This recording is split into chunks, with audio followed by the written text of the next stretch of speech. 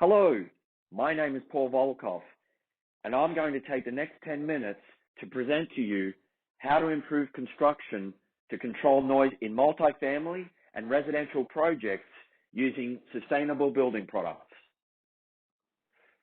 Here is a snapshot of me. I am the National Sales Manager for the Homasote Company. Now, I've been with Homasote now just on 9 years, and primarily my role is working with our sales team in the field, providing sound control solutions to the specification community, but also general contractors. Sound we don't like, we call noise or noise pollution.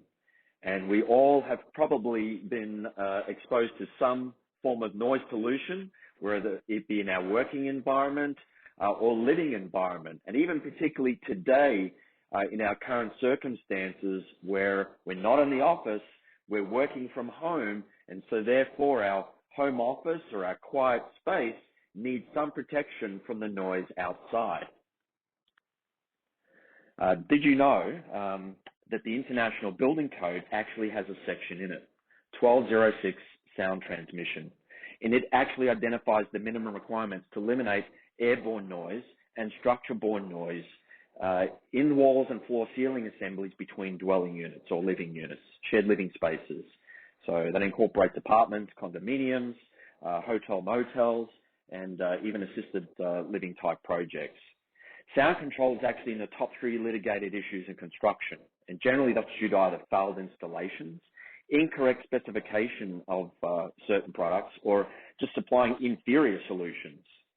Homasote, we actually have a solution that's called 440 sound barrier that's used in wall and floor ceiling assemblies that meet both the sound rating requirements and fire rating requirements for those projects I just mentioned earlier.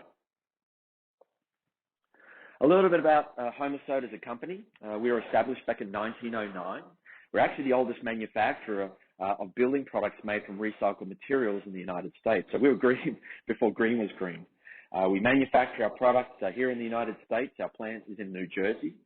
And as I mentioned, we manufacture 440 sound barrier. It's a cellulosic fiberboard panel, and it's made from 98% post-consumer recycled paper content, and has a little bit of wax in it that helps bind the fibers during production, but also helps with water resistance. But there's no nasty additives in it, no VOCs, asbestos, or formaldehyde.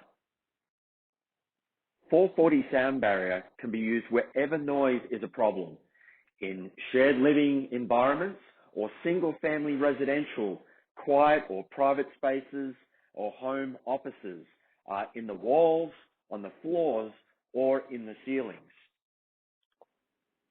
So what are the current construction challenges that we do face today? Well, I suppose we don't really necessarily realize them until we think about it, but most commonly in multifamily projects, wood frame, we pour in this liquid gypsum underlayment on top of the OSB or plywood subfloor. This liquid gypsum is poured in, and then we put the finished flooring on top. Now, the liquid gypsum provides mass in the assembly, and mass is very good to eliminate airborne noise.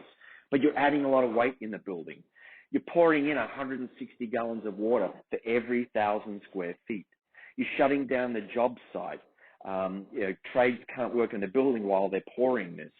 The moisture related to drying and curing time before you can get in there and work.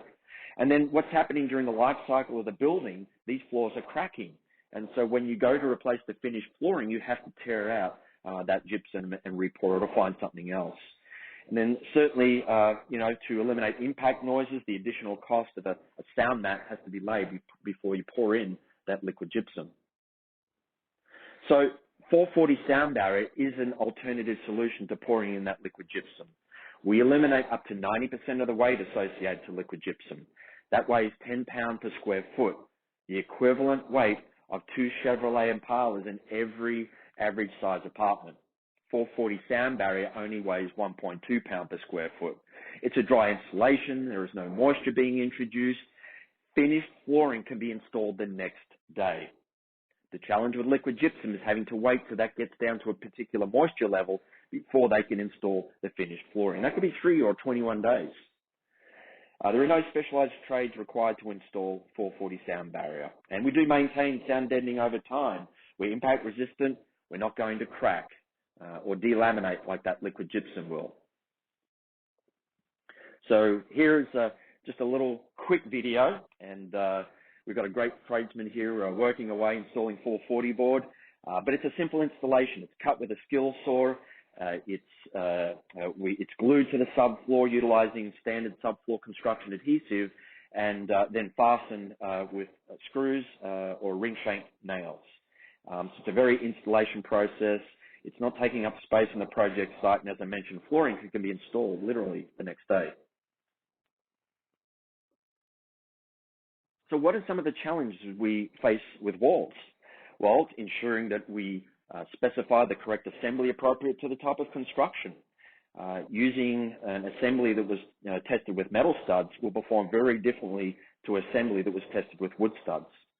Stud spacing, for load bearing requirements. If you bring the studs in closer, that reduces the sound ratings. And then we have to consider the structural and fire rating requirements as well.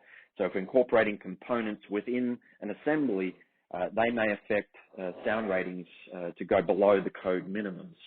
We have to consider the materials that are being used. Quality has dropped from some of those original components that were conducted, some of those original sound tests. The incorrect installation of components. We see in the two assemblies in the bottom left where receiving channel is being used, and that fastener has to go through the drywall to the channel, but not to the stud. If it touches the stud, you're transferring frequencies through the plane of that wall. Misunderstanding of sound attenuation principles. Just doubling the mass on the wall or doubling the drywall does not mean you double your STC rating. And also understanding multiple leaf assemblies, as we demonstrate at the top, by putting planes within walls will lower sound ratings.